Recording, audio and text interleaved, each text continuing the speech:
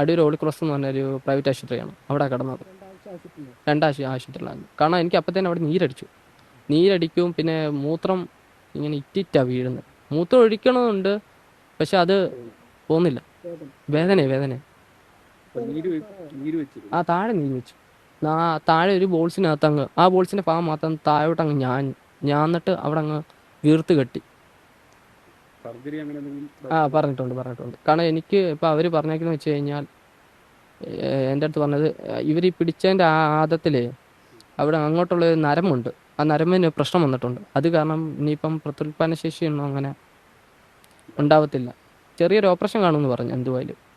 പിന്നെ അഭിജിത്തിന് ഭാഗ്യം ഉണ്ടെങ്കിൽ മരുന്നിൽ ശരിയാവും.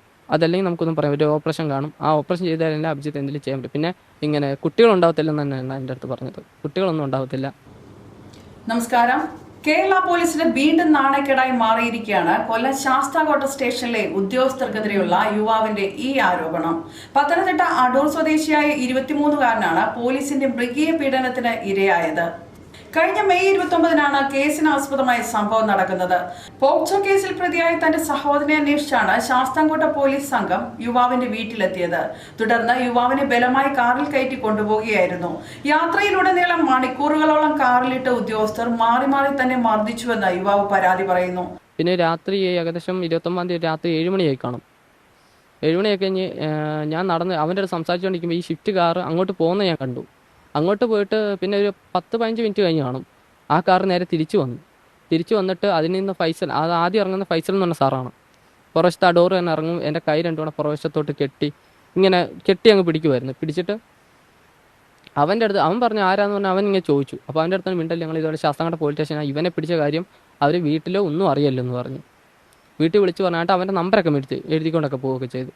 എന്നിട്ട് എന്നെ ആണെങ്കിൽ എന്നെ ഇങ്ങനെ കൈ പിടിക്കും, എൻ്റെ ഇവിടെ നടുവിനിങ്ങനെ തൊഴിക്കുകയും ചെയ്ത് മുട്ട് വെച്ച് തൊഴിച്ചിട്ട്. അപ്പോൾ അകത്തൊരു സാർ ഇരിപ്പുണ്ട്.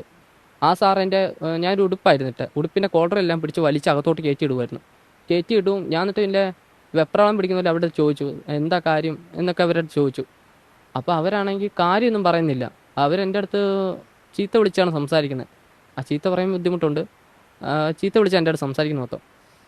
അന്നേരം ഞാൻ പിന്നെയും ചോദിച്ചു. അന്നേരം ഇപ്പുറത്ത് നിന്ന് ഫൈസൽ എന്ന് പറഞ്ഞ സാറ് ഒരു കാര്യം ചെയ്യും, ആ ചില്ല് മൊത്തം ഇടാൻ പറഞ്ഞു. ക്ലാസ്സിൻ്റെ ചില്ല് മൊത്തം ഇട്ടിട്ട് ഈ പുള്ളിക്കാരനാണെങ്കിൽ അന്നത്തെ ബ്ലൂടൂത്ത് കണക്റ്റ് ആയിട്ട് മറ്റേ ക്രിക്കറ്റ് കണ്ടുകൊണ്ടിരിക്കുക, IPL നടന്നുകൊണ്ട് ടൈമിൽ. അപ്പോൾ അതങ്ങ് ശബ്ദം കൂട്ടിയിട്ട് എന്നെ ഇങ്ങനെ ഒരു പിടി ഇങ്ങനെ നോക്കും.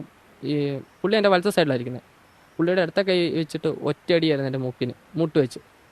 ഈ ഇടി കൊള്ളും ഞാൻ കുലിഞ്ഞപ്പോൾ ഫ്രണ്ട് ചെയ്യുന്ന SI ആ സാറ് എൻ്റെ ഉടുപ്പിൻ്റെ പുറത്തെ കോളറെല്ലാം പിടിച്ച് വലിച്ചിങ്ങനെ ഫ്രണ്ടോട്ട് വെച്ച്. എന്നിട്ട് മറ്റേ സാറ് എൻ്റെ എൻ്റെ ഇട സൈഡിൽ ഇരുന്ന സാറ് കൈമുട്ട് വെച്ച് അടിക്കും, വലത് സൈഡിൽ ഇരുന്ന ആൾ കൈ ചുരുട്ടി അടിക്കുമായിരുന്നു ചെയ്തത്. എൻ്റെ പുറമെല്ലാം ആദ്യം ഇടിച്ചിട്ട് എന്നെ കുറേ നേരം ഇടിച്ച് കഴിഞ്ഞിട്ട് എന്നെ ഇങ്ങനെ നിർത്തിയിട്ട് എൻ്റെ ഈ 2 കൈയും കൂടെ മറ്റേ 2 സാറുമാർ പിടിച്ചു വെച്ച്. എൻ്റെ ഇപ്പുറത്ത് നിന്ന് ഫൈസൽ എന്ന സാറ് പുള്ളിയുടെ തോളിൻ്റെ വശത്തോട്ട് എൻ്റെ ഈ വലത്തെ കൈ ഇങ്ങനെ വെച്ചിട്ട് അങ്ങനെ ചുരുട്ടി ഇങ്ങനെ വെച്ച്. എന്നിട്ട് മറ്റേ സാറ് ആ ഫൈസൽ എന്ന് പറഞ്ഞ സാറാണ് എൻ്റെ മൂത്രം ഒഴിക്കുന്ന താഴത്തെ ആ ബോൾസിൽ പിടിച്ചിട്ട് അത് പിടിച്ചങ്ങ് ഞെരുക്കി അങ്ങോട്ടും ഇങ്ങോട്ടും ഇങ്ങോട്ടങ്ങ് ആക്കി. എന്നിട്ട് എൻ്റെ അടുത്ത് ഇങ്ങനെ പറയുന്നത്, പറയാളി എൻ്റെ അനിയൻ അവിടെ പറയാളിയെന്ന് ഇങ്ങനെയൊക്കെയാണ് പറയുന്നത്. എന്നെ ചീത്ത വിളിച്ചാൽ പറയുന്നത്. എന്നിട്ട് ഇവരിത് പറഞ്ഞ് എൻ്റെ കുറച്ച് കഴിഞ്ഞപ്പോൾ ഞാനൊന്നും പറയാൻ എനിക്ക് പറ്റത്തില്ല ആ സമയത്ത്. അത് ഏനാത്തെത്തിയപ്പോഴാണ്. കാരണം അടൂര് ടോളുണ്ട്, അടൂർ ടോൾ വരെ എന്നെ എടുത്തിട്ട് അടിച്ചു. മർദ്ദനത്തിനിടയിൽ ഫൈസൽ എന്ന പോലീസുകാരൻ തന്റെ ജനനേന്ദ്രിയം ഞെരിച്ചുടച്ചതായി യുവാവ് വെളിപ്പെടുത്തുന്നു. ക്രൂരമായ ഈ ആക്രമണത്തിൽ യുവാവിന്റെ ജനനേന്ദ്രിയത്തിന് ഗുരുതരമായി പരിക്കേറ്റിട്ടുണ്ട്. നിന്നെ ഞങ്ങൾ ഇന്നും ചെയ്തില്ല. നമുക്ക് ഇപ്പം നീയാണെങ്കിൽ നിന്റെ അനിയൻ്റെ കേസ് ഏറ്റെടുത്ത് കഴിഞ്ഞാൽ നിന്നെ ഉപദ്രവിക്കത്തൊന്നുമില്ല, നിന്റെ ജാമ്യം ഞങ്ങൾ പെട്ടെന്നാക്കി തരാം, നീ ഒരു 14 ദിവസം കിടക്കത്തുള്ളൂ എന്നൊക്കെ എൻ്റെ അടുത്ത് സംസാരിച്ചത്. നീ കേസ് ഏറ്റെടുത്ത് ഞങ്ങൾക്ക് എന്തായാലും ഇന്നൊരു പ്രതിയെ ഇവിടെ കൊടുത്തേ പറ്റത്തുള്ളൂ. ഞാൻ പറഞ്ഞു സാറേ എന്നെ ഇപ്പോൾ പിടിച്ചുകൊണ്ട് പോകേണ്ട ആവശ്യം എന്തുവാണെന്ന് ഞാൻ ചോദിച്ചു. അന്നേരം ഇവർ എൻ്റെ അടുത്ത് ഇങ്ങനെ മാന്യമായിട്ട് സംസാരിക്കുന്ന അപ്പോഴാണ്. അന്നേരം ഞാൻ ഇവിടുത്തെ അങ്ങോട്ട് ചോദിച്ചു, സാറേ എന്നെ പിടിച്ചുകൊണ്ട് പോകേണ്ട ആവശ്യം എന്തുവാ? എടാ നിൻ്റെ തന്തയെ വേണമെങ്കിൽ എനിക്ക് എന്നെ പിടിച്ചുകൊണ്ട് പോകുമായിരുന്നു. നിൻ്റെ തന്ത 2 ദിവസം കൊണ്ട് ഞങ്ങൾ അവിടെ കിടന്ന് കറങ്ങുന്നുണ്ട്, അപ്പം ഞങ്ങളുടെ ഫ്രണ്ടിൽ കൂടെ അയാൾ വണ്ടി ഓടിച്ചുകൊണ്ട് പോയെന്നൊക്കെ എൻ്റെ അടുത്ത് പറഞ്ഞു. അപ്പോൾ അന്ന് പിടിക്കണമെങ്കിൽ അന്ന് പിടിക്കാമായിരുന്നു പറഞ്ഞു. എൻ്റെ എന്നെ അങ്ങോട്ട് കൊണ്ടുവന്നിട്ട് ഇവർ പറഞ്ഞ കാര്യങ്ങൾ എന്താ പറയുമോ? അവൻ ജാമ്യം നമ്മളിതൊക്കെ അറിയുന്നത്. അവൻ്റെ അടുത്ത് പറഞ്ഞു വെച്ച് കഴിഞ്ഞാൽ ഞങ്ങൾ അങ്ങോട്ട് പോകുമ്പോൾ നിന്നെ ഇതുപോലെ ഉപദ്രവിച്ചിട്ട് അവനിപ്പോൾ ഒരു ചെവിയൊന്നും കേൾക്കത്തില്ല, ഇറങ്ങി വെക്കണം. എന്നെ ചെയ്തതിന് അപ്പുറം അവനെ ചെയ്ത് കൂട്ടി. അവൻ്റെ ചെവിയൊക്കെ അവർ തല്ലി പൊട്ടിച്ച് ഇങ്ങനെ കൈ പൊത്തി അടിച്ചതാണ്. രണ്ടാമത്തെ അടിക്ക് അവൻ്റെ ചെവിയിൽ ചോര വരുമായിരുന്നു. അവൻ്റെ ഒരു ചെവി ഇപ്പം ഇറങ്ങി വെക്കണമെന്നാണ് പറയുന്നത്. എനിക്ക് വിഷമം വന്ന ഇതൊന്നുമല്ല. ഇങ്ങനെ വണ്ടി ഇരുന്ന് ഇങ്ങനെ സാറേ പറയുന്നത്. എൻ്റെ അടുത്ത് പറയാ എന്തോ ഈ കുറവന്മാർ കല്ലേല് ഉള്ളതാ, പിന്നെ കുറം താഴെ അങ്ങനെയൊക്കെ ഒത്തിരി അതെനിക്ക് അറിയാം, പക്ഷെ എനിക്ക് പറയാൻ ബുദ്ധിമുട്ടുണ്ട്. ഡിവൈഎസ്പിക്ക് പരാതി നൽകിയിട്ട് നീതി കിട്ടിയില്ല എന്നും പരാതി പിൻവലിപ്പിക്കാൻ അവർ ഭീഷണിപ്പെടുത്തിയെന്നും യുവാവ് പറയുന്നു. സംഭവം നടന്ന നാളുകൾ ഏറെയായിട്ടും ശാസ്താംകോട്ട ഡിവൈഎസ്പി ഉൾപ്പെടെയുള്ള ഉന്നത ഉദ്യോഗസ്ഥർക്ക് പരാതി നൽകിയിട്ടും യാതൊരു നടപടിയും ഉണ്ടായില്ലെന്ന് കുടുംബം ആരോപിക്കുന്നു. നീതി നിഷേധിക്കപ്പെട്ടതോടെ യുവാവിന്റെ കുടുംബം ഇപ്പോൾ പോലീസ് കംപ്ലൈന്റ് അതോറിറ്റിയെ സമീപിച്ചിരിക്കുകയാണ്. സഹോദരൻ ചെയ്ത കുറ്റത്തിന് നിരപരാധിയായ യുവാവിനെ കസ്റ്റഡിയിലെടുത്ത് ജനനേന്ദ്രിയം തകർക്കുന്ന രീതിയിൽ മൂന്നാം മുറ പ്രയോഗിച്ച പോലീസുകാർക്കെതിരെ കടുത്ത അമർഷമാണ് നാട്ടിലുയരുന്നത്.